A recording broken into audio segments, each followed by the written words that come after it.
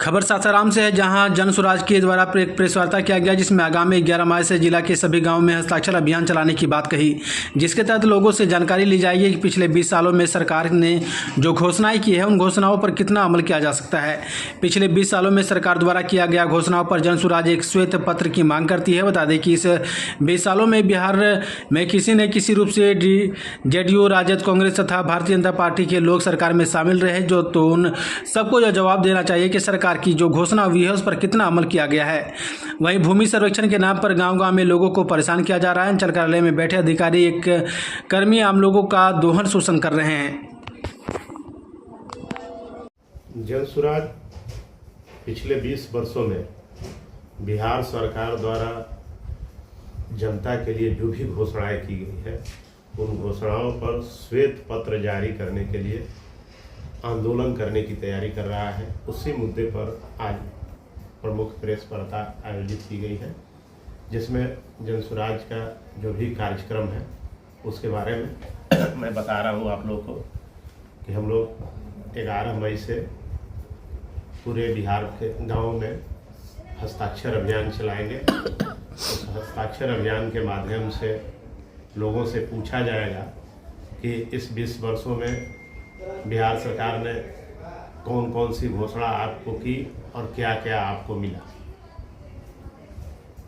उस हस्ताक्षर अभियान के साथ हम लोग 11 जुलाई को राज्यपाल और मुख्यमंत्री से हमारे पार्टी के नेता मिलेंगे, मिलकर के और बात रखेंगे।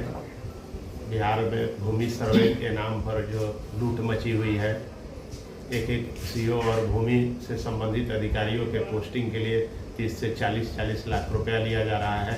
अंचल में बैठ करके जो सीओ जनता को लूट रहे हैं, इन सारे मुद्दों को लेकर के हम लोग अपने आंदोलन को तेज करेंगे। इसमें सरकार के साथ, जेडीयू के साथ साथ राजद, भाजपा और कांग्रेस से भी हम लोग जवाब लेंगे। उनको जवाब देना चाहिए कि जो भी घोषणाएं हुई उन घोषणा के को लेकर आप लोगों ने क्या किया।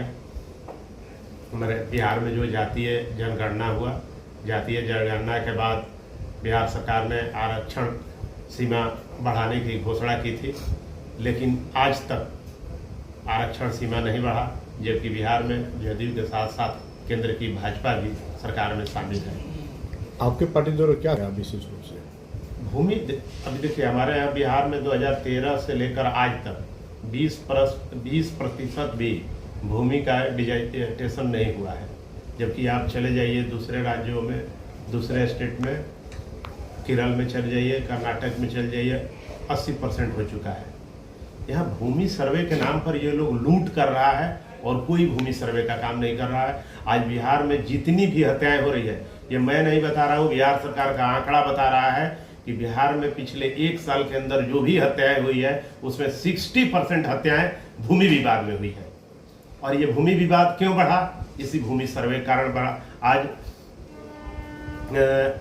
भतीजे को बुआ से विवाद है, तो भाई को बहन से विवाद है।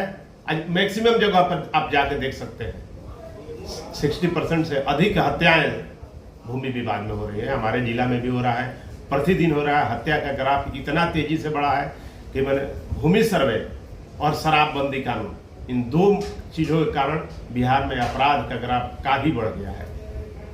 आपकी पार्टी के विशेष सोच की सरकार बनती है तो हमारा पार्टी सब भ्रष्टाचार के खिलाफ लड़ रहा है। सबसे पहले हम भ्रष्टाचार को समाप्त करेंगे। बिहार में भ्रष्टाचार नहीं रहेगा और बिहार में ही लोगों को रोजगार मिलेगा। हम लोग जो बिहार से मजदूर हमारे पलायन कर रहे हैं, कामगार रोजगार जो पलायन कर रहे हैं, उस पलायन को हम लोग बंद कर देंगे।